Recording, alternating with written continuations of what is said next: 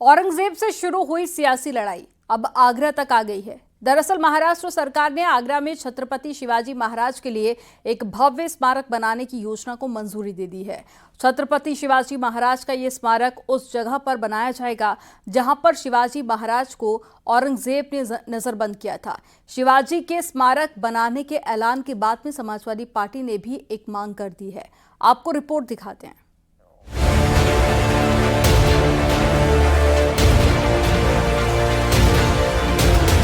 औरंगजेब को लेकर देश में सियासी बवाल मचा है। इस बीच महाराष्ट्र सरकार ने बड़ा फैसला लिया है। महाराष्ट्र सरकार ने फैसला लिया है कि उत्तर प्रदेश के आगरा जिले में अब छत्रपति शिवाजी महाराज का भव्य स्मारक बनेगा। इसे लेकर महाराष्ट्र सरकार ने शासनादेश जारी किया है। महाराष्ट्र के मुख्यमंत्री देवेंद्र फडणवीस ने पहले ही इसकी इच्छा जाहिर की थी। भव्य दिव्य स्मारक बनेगा, लेकिन एक याचक के रूप में मैं आपके माध्यम से योगी जी से प्रार्थना करना चाहता हूं, हमें आप अनुमति दीजिए। महाराष्ट्र की सरकार इसको अधिग्रहित करेगी, महाराष्ट्र की सरकार इसको एक्वायर करेगी और महाराष्ट्र की सरकार यहां पर एक छत्रपति शिवाजी महाराज का स्मारक तैयार करेगी। और मां कसम मैं बताना चाहता हूं, एक बार ये स्मारक बन गया तो आपके ताजमहल से ज्यादा लोग ये स्मारक देखने के लिए नहीं आए तो मेरा नाम बदल देना, मेरा नाम देवेंद्र फडणवीस नहीं बताऊंगा। छत्रपति शिवाजी महाराज का यह स्मारक उस जगह पर बनाया जाएगा जहां शिवाजी महाराज को औरंगजेब ने नजरबंद किया था। यह स्मारक शिवाजी महाराज की वीरता और साहस का प्रतीक होगा। जयसिंह ने दक्षिण में परास्त करने के बाद आगरा जाने के लिए सहमत कर लिया था। शिवाजी जब आगरा आए तो औरंगजेब के समक्ष उनको उस तरह से सम्मान नहीं दिया गया जो कि शिवाजी को अपेक्षा थी, और उन्होंने दोबारा औरंगजेब के सम्मुख प्रस्तुत होने से इनकार कर दिया। इस पर औरंगजेब ने शिवाजी को बंदी बना लेने का आदेश दिया। उसको राम सिंह, जो कि जयपुर के राजा जयसिंह के पुत्र थे, बंदी बना लिया गया और 99 दिन तक शिवाजी आगरा में। उधर छत्रपति शिवाजी महाराज के बनने वाले भव्य स्मारक पर सियासत शुरू हो गई है। देखिए, शिवाजी का जो स्मारक बनाने का कदम है महाराष्ट्र की सरकार का, कदम बहुत अच्छा है। उनका स्मारक बनना चाहिए और हम ये समझते हैं कि बहुत भव्य बनना चाहिए। बस ये कि उसमें कोई भ्रष्टाचार शामिल ना हो स्मारक बनने में। दूसरा ये कि जो शिवाजी की ज़िंदगी है, अगर उनके आईबी चीफ मौलाना हैदर अली का अगर हम नाम निकाल दें, सबसे जो उनके कॉन्फिडेंट थे उनकी सेना में, वो मौलाना हैदर अली थे। तो मुझे लगता है कि उनका भी एक स्मारक बगल में होना चाहिए।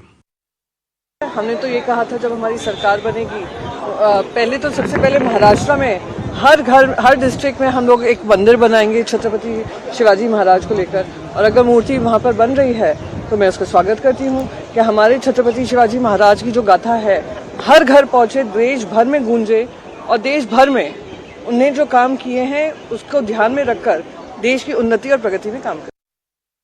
वर्षों से मैं जिस काम में लगा हुआ था, लगभग 6-7 सालों से, अब उसका मेरा स्वप्न और आगरा वासियों का वो स्वप्न साकार होता प्रतीत हो रहा है। जब उत्तर प्रदेश की कैबिनेट ने इशारा दिया है और महाराष्ट्र में फडणवीस जी ने बजट में प्रावधान किया है। दरअसल शिवाजी महाराज को मुगलों ने आगरा में ही कैद किया था, लेकिन वे अपनी चतुराई से वहां से भाग निकले थे। लेकिन वहां उनका कोई स्मारक नहीं है। जब महाराष्ट्र के लोग उस जगह जाते हैं तो उन्हें कोई प्रतीक नहीं दिखता।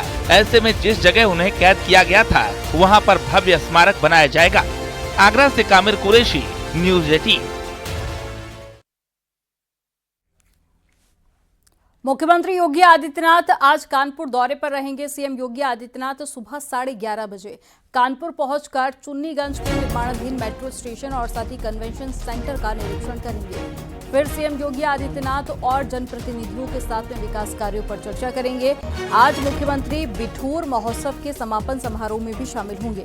सीएम योगी के दौरे को लेकर तैयारियां पूरी कर ली गई हैं। सुरक्षा के पुख्ता इंतजाम भी किए गए हैं।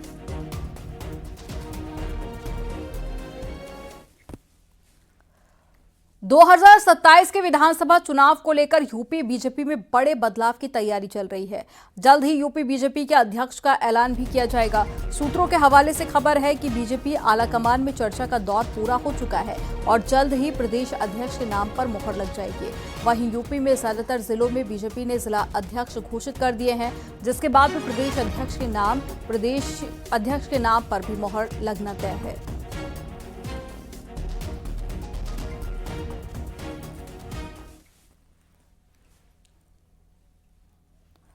खबर उन्नाव से है, जहां पर मुरादाबाद में सांसद साक्षी महाराज ने होली मिलन समारोह में फूल की होली खेली और साथ ही कार्यकर्ताओं का उत्साहवर्धन किया।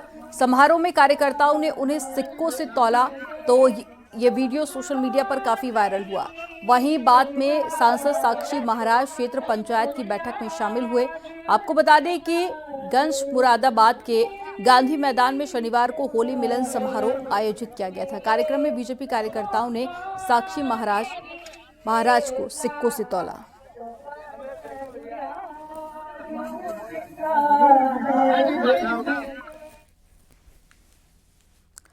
सहारनपुर में दिल दहला देने वाली घटना सामने आई है, जहां पर बीजेपी नेता योगेश रोहिला ने अपनी पत्नी और 3 बच्चों को गोली मार दी। घटना में तीनों बच्चों की मौत हो गई है, जबकि पत्नी को इलाज के लिए रेफर किया गया है। पुलिस टीम ने आरोपी भाजपा नेता योगेश रोहिला को मौके से गिरफ्तार कर लिया। जिले के सभी वरिष्ठ अधिकारी मौके पर पहुंचे। कहा जा रहा है कि अवैध संबंध के शक में पति ने पत्नी को गोली मारी और इसी घरेलू कलह से अपने 3 बच्चों को भी जान ले ली।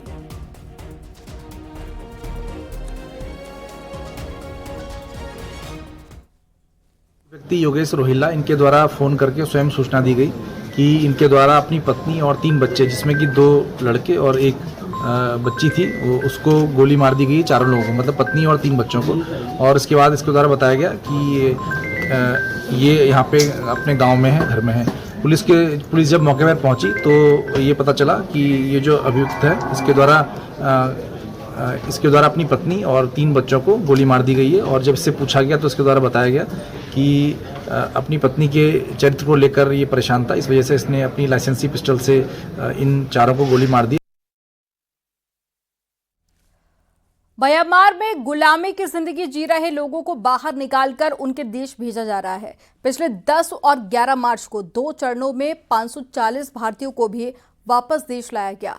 इनमें यूपी के अलावा 25 से 30 युवा राजस्थान के हैं, जिन्होंने बताया कि उन्हें कैसे एक लड़की बनाकर अमेरिकन और यूरोपियन देशों के लोगों से चैट करवाई जाती थी। आपको रिपोर्ट दिखाते हैं। तो कंप्यूटर बिठा दिया करता था, अब वो कोई मेल वगैरह होता था, क्या होता था, हमको भी इतना ध्यान नहीं है। हम तो इस चीज़ में बिल्कुल फ्री थे, नए थे।